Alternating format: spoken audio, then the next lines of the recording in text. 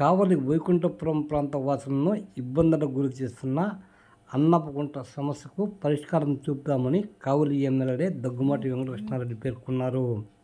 20 లక్షల రూపాయలతో అన్నపగుంట పూడికతీత పనులను ఆయన పరిశీలించడం జరిగింది. ఈ సందర్భంగా అక్కడ జరుగుతున్న పనులను మున్సిపల్ అధికారులను అడిగి తెలుసుకున్నారు. త్వరలోనే అన్నపగుంట సమస్యకు పరిష్కారం లభిస్తుందని ఆయన ఆశాభావం వ్యక్తం చేయడం జరిగింది. అంతేకాక ఇంటింటికి ఎమ్మెల్యే కార్యక్రమంలో భాగంగా తాను పర్యటించిన 4 వార్డుల్లో 64 లక్షల రూపాయలతో వివిధ పనులు చేపడుతున్నట్లు ఆయన వివరించారు. వెంగళరావు నగర్లో ఉన్న షాదీ మంజిల్ మరమ్మతు పనులు కూడా చేపట్టడం జరిగిందని ఆయన వివరించారు. ఎమ్మెల్యే వెంట మున్సిపల్ అధికారులతో పాటు స్థానిక టీడీపీ నాయకులు తదితరులు పాల్గొన్నారు.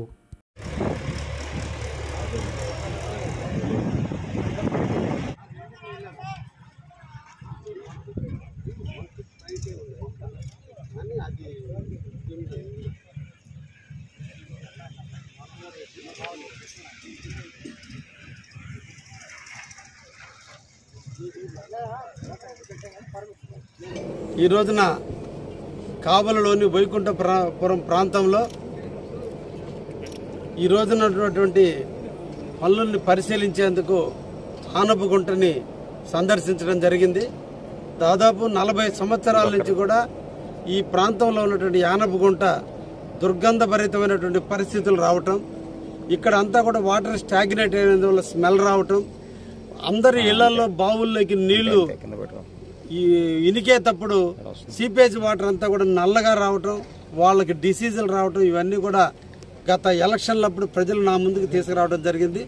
అందులో భాగంగా ఆనపగుంటని క్లీన్ చేయాలి, ఈ ప్రాంతాన్ని పరిశుభ్రంగా ఉంచాలి, వీలైతే దీన్ని ఒక పర్యాటక ప్రాంతంగా కావలి వాసులందరూ సందర్శించే విధంగా వాకింగ్ ట్రాక్ కూడా ఏర్పాటు చేయాలని ఒక ఆలోచనతో ముందు డ్రైనేజీ వ్యవస్థను మెరుగుపరచాలి. వీటన్నిటి కోసంగా ఈరోజు సిల్ట్ తీసే కార్యక్రమాన్ని స్వీకారం చుట్టడం జరిగింది. అయితే ఇక్కడ ఉన్నటువంటి మురికి నీళ్లు కావలిలో ఉన్నటువంటి రైల్వే ట్రాక్ పర్వట వైపు ఉన్నటువంటి ప్రాంతం నుంచి అంతా కూడా ఇందిరానగర్ దగ్గర నుంచి వెంగళరావు నగర్, జనతాపేట మొత్తం కూడా నీళ్లు, వైకుంఠపురం నీళ్లు కూడా ఇక్కడికే రావడం జరుగుతుంది. రైల్వే వాళ్ళు నిర్మించిన డ్రైనేజ్ కావచ్చు, మున్సిపాలిటీ వారు నిర్మించిన డ్రైనేజ్ కావచ్చు, స్ట్రోమ్ వాటర్ డ్రైనేజీలు కావచ్చు, అన్నీ కూడా ఆనపగుంటకు అనుసంధానం చేస్తూ కట్టినటువంటి డ్రైనేజీలు. వీటిల్లో వచ్చేటువంటి వాటర్ మొత్తం కూడా ఈ గుంటను నింపటం, ఈ గుంటలు నింపిన తర్వాత ఓవర్ఫ్లో వాటర్ అంతా కూడా ఈ మన సినిమా హాల్ లతా థియేటర్ ముందు ఉన్నటువంటి డ్రైనేజీలో గుండా కావలిలో ఉన్న పాపిరెడ్డి చెరువు వరకు కూడా ఈ నీళ్లు వెళ్లడం కూడా జరుగుతుంది. ఇది వాస్తవంగా కూడా ఇరిగేషన్ డిపార్ట్మెంట్కి, అదేవిధంగా స్ట్రోమ్ వాటర్కి సంబంధించిన డ్రైనేజీ. అయితే దాన్ని ఈరోజు కావలిలో అన్ని మున్సిపాలిటీ లైన్లన్నీ కూడా ఈరోజు దాంట్లోనే కలిపినందువల్ల మురికి నీరు మయమైపోయి ఆ ప్రాంతంలో ఉన్న ప్రజలు అందరూ నివసించేదానికి ఇబ్బందికరమైన పరిస్థితులు ఉన్నాయి. కాబట్టి అతి త్వరగా కూడా వాటన్నిటిని క్లీన్ చేసే భాగంగా మొన్నటి రోజున 70 లక్షల రూపాయలతో కావలిలో అన్ని ప్రాంతాల్లో ఉన్నటువంటి డ్రైనేజీలు కూడా మేము క్లీన్ చేయించడం కూడా జరిగింది. అప్పుడు ఆనపగుంట ఆగిపోయింది కాబట్టి ఇప్పుడు ఆనపగుంటకి 20 లక్షలు నిధులు మంజూరు చేశాం. ఇక్కడికి వచ్చి పరిశీలించిన తర్వాత ప్రజలు పడే కష్టాలు చూసిన తర్వాత ఇంకా దీనికి పరిశీలించి ఏ విధంగా చేస్తే బాగుంటుంది అనేది అధికారులతో కూడా తెలుసుకొని అధికారులు మేము కూర్చొని రైల్వే అధికారులు కూడా పిలిపించి ఈ వాటర్ ఎలా పోవాలి, అదేవిధంగా ఓవర్ బ్రిడ్జి కంప్లీట్ అయిపోయే దాకా కూడా ఈ ఆనపగుంటలో ఉన్నటువంటి నీళ్లు పోయే ప్రాంతం నుంచే ప్రజలు వెళ్లాల్సిన అవసరం ఉంది. కాబట్టి వాళ్ళకి కూడా అప్పటి వరకు కూడా వాళ్ళకి ఇబ్బంది లేకుండా నీళ్లు మురికి నీళ్లు ఒకవైపు, ప్రజలు ఇంకొక వైపు వెళ్లే విధంగా కూడా దీన్ని ప్లాన్ చేస్తున్నాం. తప్పకుండా అందరికీ కూడా అనుకూలమైనటువంటి విధంగానే ప్రజలకు మెరుగైన సేవలు అందుతాయని కూడా ఈ సందర్భంగా తెలియజేస్తున్నా.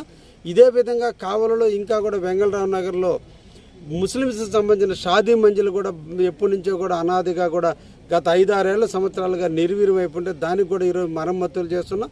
ముస్లిం సోదరులందరూ కూడా వాళ్ళ ఇంట పెళ్లి తంతు అంతా కూడా కళ్యాణ మండపంలో చేసుకునే విధంగా వాళ్ళకి సులభతరమైన రేట్లకి మున్సిపాలిటీ ద్వారా వాళ్ళు కళ్యాణ మండపం తీసుకునే విధంగా కూడా దానికి కూడా 30 లక్షల రూపాయలు కేటాయించడం జరిగింది. అది కూడా తొందరలోనే పూర్తి కాబోతుంది.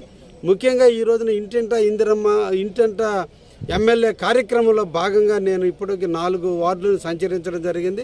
35వ వార్డును సంచరించినప్పుడు 35వ వార్డులో చిన్న మౌలిక సదుపాయాల కోసం 7.5 లక్షల రూపాయలు ఈరోజు దానికి కేటాయించడం జరిగింది. టెండర్లు దశలో ఉన్నాయి. టెండర్లు పూర్తయిన వెంటనే ఆ ప్రాంతంలో ఏవైతే మేము గుర్తించడం జరిగిందో ప్రభుత్వ అధికారులు మున్సిపల్ అధికారులు అవన్నీ కూడా ప్రజలు ఏవైతే అడిగారో వాటన్నిటిని కూడా పరిష్కారం చేయటం కూడా జరుగుతుంది.